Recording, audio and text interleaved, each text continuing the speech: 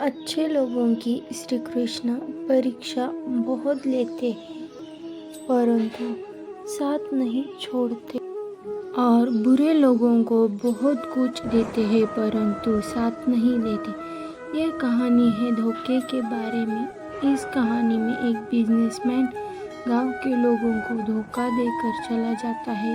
एक दिन गांव में एक बिजनेसमैन आता है और वो गांव वालों से कहता है कि मेरे पास एक योजना है और इस योजना से आप लोगों को अच्छा फायदा भी होगा। बिजनेसमैन की बातें सुनकर गांव वालों को उस योजना के बारे में जानने में दिलचस्पी दिखाई।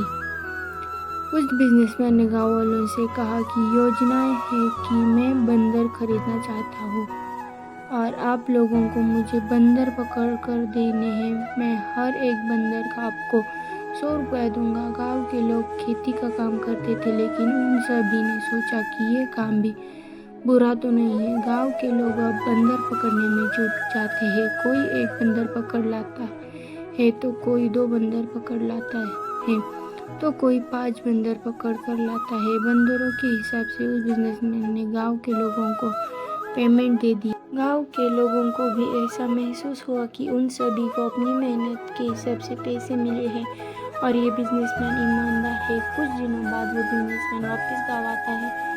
इस बार वो गांव के लोगों से कहता है कि इस बार आप सभी को हर बंदर के 300 रुपये दूंगा। आपको मुझे बंदर पकड़ कर देने हैं। गांव के लोगों ने आपस में मिलकर ये तय किया कि हम ये काम करेंगे, किंतु इस बार बंदर इतने बचे ही नहीं थे, इसलिए उन लोगों को बंदर ढूंढने में दिक्कत हो रही थी।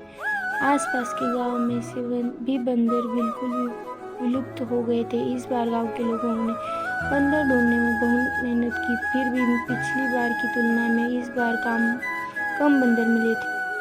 गांव के लोगों को सफलता मिली और जितने बंदर पकड़े थे उसके हिसाब से बिजनेसमैन ने सभी को पैसे दिए।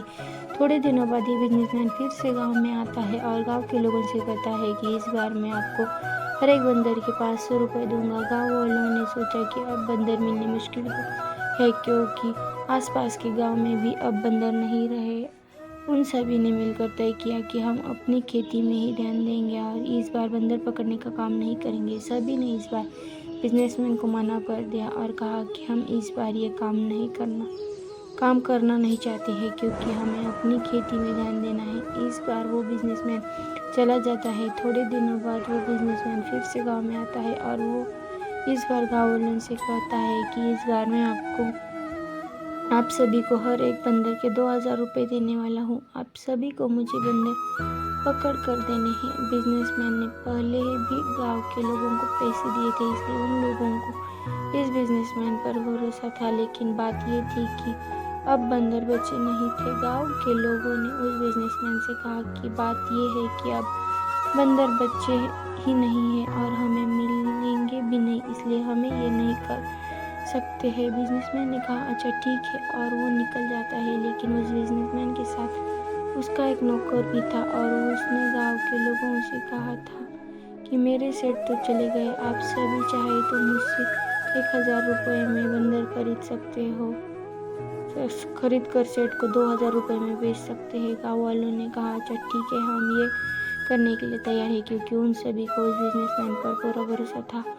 गांव के लोगों ने उस बिजनेसमैन के नौकर से बंदर खरीदे और वो नौकर भी बंदर देकर वहाँ से निकल गया। वो बिजनेसमैन वापस कभी भी उस गांव में बंदर खरीदने के लिए नहीं आता है। सच तो ये था कि वो बिजनेसमैन ही अपने नौकर को ऐसा करने के लिए बोल कर गया था। बिजनेसमैन और उनका नौकर दोनों मिलकर गाँव के लोगों को धोखा देकर चले जाते हैं। तात्पर्य हमें बिना कुछ सोचे किसी पर भी विश्वास नहीं कर लेना चाहिए क्योंकि ऐसा करने से हमें अक्सर दूसरों से धोखा ही मिलता है। हमें किसी की बात में नहीं आना चाहिए और किसी पे